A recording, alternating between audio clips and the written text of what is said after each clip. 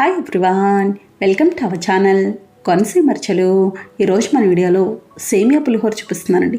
చాలా రుచిగా ఉంటుంది, చాలా సింపుల్గా చేసుకోవచ్చు. మనం పులిహోర అంటే ఎక్కువగా అన్నంతో కానీ బియ్యం రవ్వతో కానీ చేస్తూ ఉంటాం కదండి. కానీ ఒకసారి ఇలా సేమియాతో చేసి చూడండి, చాలా బాగా వస్తుంది. పొడి పొల్లాడుతూ ఉంటుంది. బ్రేక్ఫాస్ట్లా తినచ్చు, పండగలప్పుడు నైవేద్యంగా పెట్టుకోవచ్చు. ఎవరైనా గెస్ట్లు వస్తారంటే అప్పటికప్పుడు సింపుల్గా చేసేయచ్చు. సేమియా పులిహోరకి నేను బ్యాంబినో సేమియా తీసుకున్నానండి. మీకు నచ్చినది ఏదైనా తీసుకోవచ్చు. ఇదైతే మాత్రం ముద్ద అవ్వకుండా బాగా వస్తుంది. పెద్ద గ్లాస్తో గ్లాసున్నర వరకు తీసుకున్నాను. సేమియా ఉడికించుకునే ముందు ఇలా నిమ్మరసం తీసి పెట్టుకోవాలి. నేను చిన్న కాయలు కాబట్టి 4 కాయలు తీసుకున్నానండి. పెద్ద కాయలు అయితే 2 కానీ 3 కానీ సరిపోతాయి. నిమ్మరసం అంతా ఇలా తీసుకున్నాక తగినంత ఉప్పు వేసి కలిపి పక్కన పెట్టుకోవాలి. ఈ లోపల కొంచెం కరుగుతుంది. ఇప్పుడు సేమియాని ఉడికించుకుందాం. సేమియా ఉడికించుకోవడానికి నీళ్లు ఎసరు పెట్టుకోవాలి. నీళ్ళకి కొలతేముండదు. ఇప్పుడు ఇందులో 4 స్పూన్ల నూనె వేసుకోవాలి. నూనె వేయడం వల్ల సేమియా అంటుకోకుండా పొడి పొడిగా వస్తుంది. చూడండి, నీళ్ళు ఇలా మరిగినాయి కదా. ఇప్పుడు సేమియా వేసి కలుపుకోవాలి. ఇలా బాగా కలిపి హై ఫ్లేమ్లో పెట్టి ఉడికించుకోవాలి. ఇది వెంటనే ఉడికిపోతుందండి, పెద్ద టైం పట్టదు. ఎక్కువసేపు ఉడికిస్తే ముద్దగా అయినట్టు అయిపోతుంది. 1-2 నిమిషాల టైం కూడా పట్టదు. మంట తగ్గించాల్సిన అవసరం ఉండదు. చూడండి, ఈ విధంగా వచ్చింది అంటే ఉడికినట్టే. ఇలా ఉండాలి. ఒక 80% మాత్రమే ఉడికించుకోవాలి, పూర్తిగా ఉడికించకూడదు. ఇది వార్చే లోపల ఆ వేడికే మిగతాది ఉడికిపోతుంది. ఇలా ఉడికాక స్టవ్ ఆఫ్ చేసుకొని ఏదైనా చిల్లుల గిన్నెలోకి వార్చుకోవాలి. వార్చుకున్న వెంటనే మామూలు నీళ్ళు పోసుకోవాలి. ఇలా మామూలు నీళ్ళు వేసుకోవడం వల్ల అంటుకోకుండా పొడి పొడిగా వస్తుంది. ఇలా నీళ్లు పోసుకున్నాక వెంటనే వేరొక గిన్నెలోకి తీసేసుకోవాలి. అదే గిన్నెలో ఉంచేస్తే అంటుకుపోయినట్టు అయిపోతుంది. చూడండి ఎంత చక్కగా పొడి పొల్లాడుతూ వచ్చిందో. ఈ విధంగా ఉంటే పులిహోర బాగుంటుంది. ఇప్పుడు పోపు పెట్టుకుందాం. పోపు కోసం ప్యాన్ పెట్టి నూనె వేసుకోవాలి. నేను వేరుశనగ నూనె తీసుకున్నానండి. పులిహోర తాలింపులకి వేరుశనగ నూనె అయితే చాలా బాగుంటుంది. నూనె వేడయ్యాక 3 స్పూన్ల వేరుశనగ గుళ్ళు వేసి ఫ్రై చేసుకోవాలి. వేరుశనగ గుళ్ళు వేగడానికి కాస్త టైం పడుతుంది. ఇవి వేగాక మిగతాయి వేసుకుంటే అన్నీ సమానంగా వేగుతాయి. చూడండి, ఇవి ఇలా వేగినాయి కదా. ఇలా వేగాక 1 స్పూన్ శనగపప్పు, 1 స్పూన్ మినపప్పు, 1/2 స్పూన్ జీలకర్ర, 1/2 స్పూన్ ఆవాలు, 2 స్పూన్ల జీడిపప్పు వేసి ఫ్రై చేసుకోవాలి. పులిహోర ఏదైనా కాస్త పోపు ఎక్కువ పెట్టుకుంటే బాగుంటుంది, చూడడానికి తినడానికి కూడా. చూడండి, ఇది ఇలా వేగింది కదా. ఇలా సగం పైన వేగాక ఎండుమిర్చి నేను చిన్నవి కాబట్టి కాయల పలంగా తీసుకున్నానండి. ఒకవేళ మీరు ముక్కల్లా వేసుకుంటే ఒక 5 కాయల వరకు వేసుకోవచ్చు. పచ్చిమిర్చి ముక్కలు, పచ్చిమిర్చి 7 కాయలు, కొద్దిగా కరివేపాకు, 1/2 స్పూన్ ఇంగువ, కొంచెం పసుపు వేసి కలుపుకోవాలి. సేమియాతో ఇలా పులిహోర, దద్దోజనం, చక్కెర పొంగలి ఇవన్నీ చేసుకోవచ్చండి. చాలా బాగుంటాయి. చూడండి, పోపు ఇలా వేగింది కదా. ఇప్పుడు స్టవ్ ఆఫ్ చేసుకోవాలి. ముందుగా మనం తీసుకున్న నిమ్మరసం ఉంది కదా, అదొకసారి కలిపి సేమియాలో వేసి కలుపుకోవాలి. మొత్తం అంతా ఒకేసారి వేసుకోకుండా ముందు సగం వేసి కలుపుకోవాలి. అంతగా పులుపు, ఉప్పు పడుతుంది అనుకుంటే ఇంకొంచెం వేసుకోవచ్చు. పులుపు సరిపోయింది, ఉప్పు తక్కువైంది అనుకుంటే ఉప్పు ఈ టైంలో వేసి కలిపి అప్పుడు తాలింపు వేసి కలుపుకోవచ్చు. చూడండి, ఇలా బాగా కలుపుకున్నాక మనం ముందుగా వేయించుకున్న పోపంతా వేసి కలుపుకోవాలి. చాలా బాగుంటుందండి. పిల్లలకి లంచ్ బాక్స్లో పెట్టడానికి బాగుంటుంది, బ్రేక్ఫాస్ట్లో పెట్టడానికి బాగుంటుంది. సడన్గా గెస్ట్లు వస్తే అప్పటికప్పుడు సింపుల్గా చేయొచ్చు. అలాగే మనం ఎవరైనా వచ్చినప్పుడు భోజనం వడ్డించేటప్పుడు స్వీటు హాటు 2 చేస్తాం కదా. హాట్ కింద ఇలా సేమియా పులిహోర చేసుకోవచ్చు, స్వీట్ లాగా చక్కెర పొంగల్ చేసుకోవచ్చు. ఇవైతే తక్కువ టైంలో అయిపోతాయి. మేమైతే దేవునికి నైవేద్యంగా పెట్టడానికి కూడా ఎక్కువగా చేస్తూ ఉంటాము.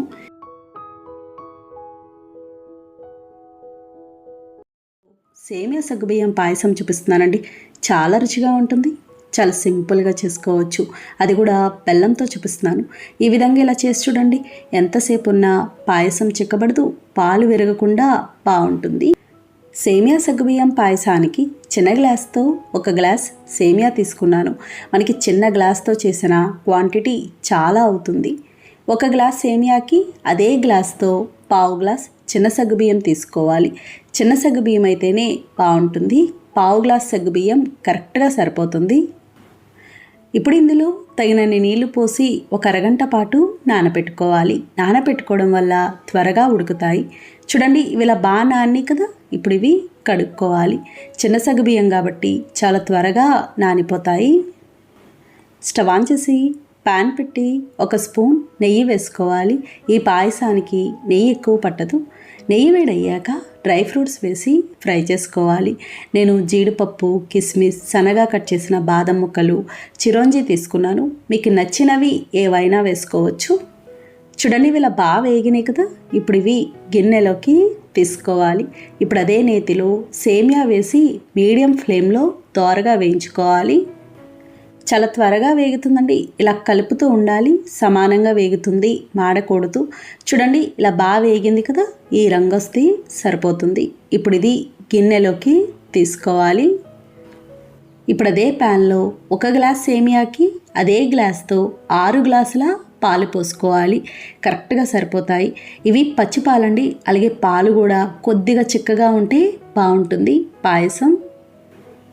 తక్కువ టైంలో సింపుల్గా చేసేసుకోవచ్చు. ఇంట్లో ఏదన్నా అకేషన్ ఉన్నా, గెస్ట్లు వస్తారనుకున్నా, స్వీట్ తినాలి అనిపించినప్పుడు కానీ అప్పటికప్పుడు సింపుల్గా చేసేసుకోవచ్చు. అన్నీ కూడా మనకు అందుబాటులో ఉన్నవే కాబట్టి మీడియం ఫ్లేమ్లో పెట్టి పాలు కాగనివ్వాలి. చూడండి, పాలు ఇలా కాగినాయి కదా. ఇప్పుడు ఒకసారి కలుపుకొని మనం ముందుగా నానబెట్టుకున్న సగ్గుబియ్యం వేసి ఉడికించుకోవాలి. సగ్గుబియ్యం కూడా చాలా త్వరగా ఉడుకుతాయి. ఈ పాయసానికి పెద్ద సగ్గుబియ్యం కంటే ఇలా చిన్న సగ్గుబియ్యం అయితేనే బాగుంటుంది. సగ్గుబియ్యం ఇలా పైకి తేలిని అంటే ఉడికినట్టే. ఇలా ఉడికితే సరిపోతుంది. పట్టుకొని చూస్తే మెత్తగా ఉంటుంది. అదే నానబెట్టకుండా చేసామనుకోండి, ఇవి ఉడకడానికే చాలా టైం పడుతుంది. ఇప్పుడు ఇందులో మనం ముందుగా వేయించుకున్న సేమియా వేసి కలుపుకోవాలి. ఇలా బాగా కలిపి మీడియం ఫ్లేమ్లో ఉడికించుకోవాలి. కొంతమంది సేమియా వేయించరండి, వేయించకుండానే చేస్తారు. ఒకవేళ మీకు వేయించడం ఇష్టం లేదు అనుకుంటే అలా కూడా చేసుకోవచ్చు. చూడండి, సేమియా కూడా ఇలా బాగా ఉడికింది కదా. ఇలా ఉడికితే సరిపోతుంది.